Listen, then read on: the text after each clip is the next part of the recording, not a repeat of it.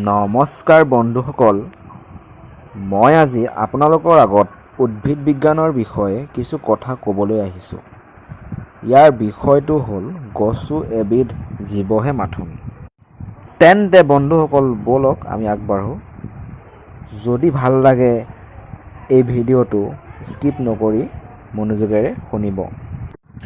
আমাৰ চাৰিওফালে যিবোৰ গছ-গছনি আছে আটাইবোৰে একোটি জীৱহে। ইহঁতেও জীয়াই থাকিব বিচাৰে। যেনেকৈ মানুহ, গৰু, পশু পক্ষী, জীৱ।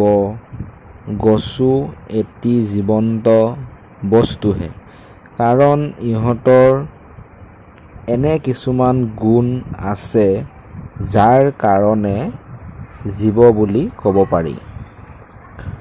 গছক এটি জীৱ বুলি ক'বলৈ গ'লেই আমাৰ প্ৰথমে চকুত পৰে যে গছৰো এটি জীৱন চক্ৰ আছে।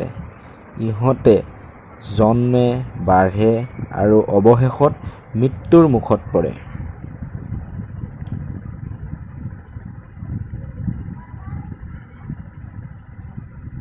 তদুপৰি গছৰ দেহটো কিছুমান সৰু সৰু কোষেৰে গঠিত। এই কোষবোৰ সাধাৰণতে একোটি কোঠাৰ দৰে। এই কোষবোৰৰ ভিতৰত কিছুমান প্ৰ'ট'প্লাজম থাকে। এতিয়া বন্ধুসকল মই ক'ম প্ৰ'ট'প্লাজম কি? What is protoplasm? প্ৰ'ট'প্লাজম হৈছে জীৱৰ প্ৰাণস্বৰূপ। ই জীৱৰ মূল ভিত্তি। ইয়াৰ প্ৰধান কাম হৈছে আহাৰ তৈয়াৰ কৰা, পুষ্টি সাধন, বৃদ্ধি আৰু উশাহ-নিশাহত সহায় কৰা। প্ৰ'ট'প্লাজমৰ মৃত্যু হোৱা মানে কোষবোৰৰ মৃত্যু হোৱা। আৰু তাৰ লগে লগে গছৰো মৃত্যু অনিবাৰ্য। ইয়াৰ অবিহনে দেহৰ কামবোৰো বন্ধ হৈ যাব। সেয়ে ইয়াক জীৱৰ অৰ্থাৎ গছৰ প্ৰাণস্বৰূপ বুলি কোৱা হয়। প্ৰ'ট'প্লাজমৰ বাহিৰেও জীৱৰ এটা ডাঙৰ আৱশ্যকীয় বস্তু হৈছে উশাহ-নিশাহ লোৱা প্ৰথা। আমি যেনেকৈ জীয়াই থাকিবলৈ উশাহ লওঁ, গছেও উশাহ লয় জীয়াই থাকিবলৈ। বন্ধুসকল, আমি জানিম এতিয়া গছে কেনেদৰে উশাহ-নিশাহ লয়। গছেও নাকেৰে উশাহ-নিশাহ লয়। কিন্তু এই নাকবোৰ আমাৰ সাধাৰণ মানুহৰ দৰে আকৃতি নহয়। এই নাকবোৰ গছৰ পাতত থাকে। আৰু পত্ৰৰন্ধ্ৰবোৰেই হৈছে গছৰ নাক।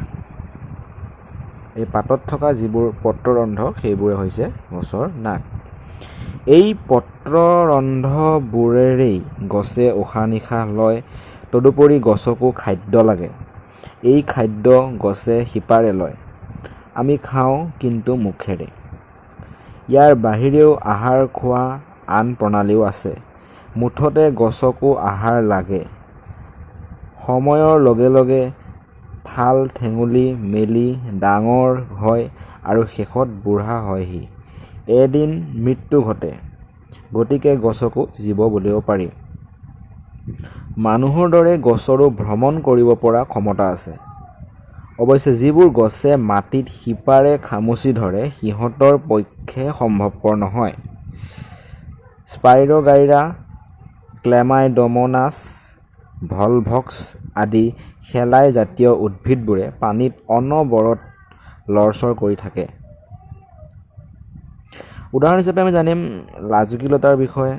যদি আমি লাজুকী লতাৰ গাত চুই দিওঁ, পাতবোৰ জাপ খাই যায়।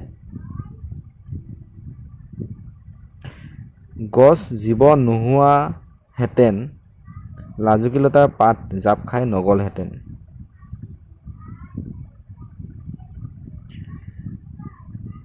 গতিকে মানুহৰ দৰে গছো এটি জীৱহে। ধন্যবাদ।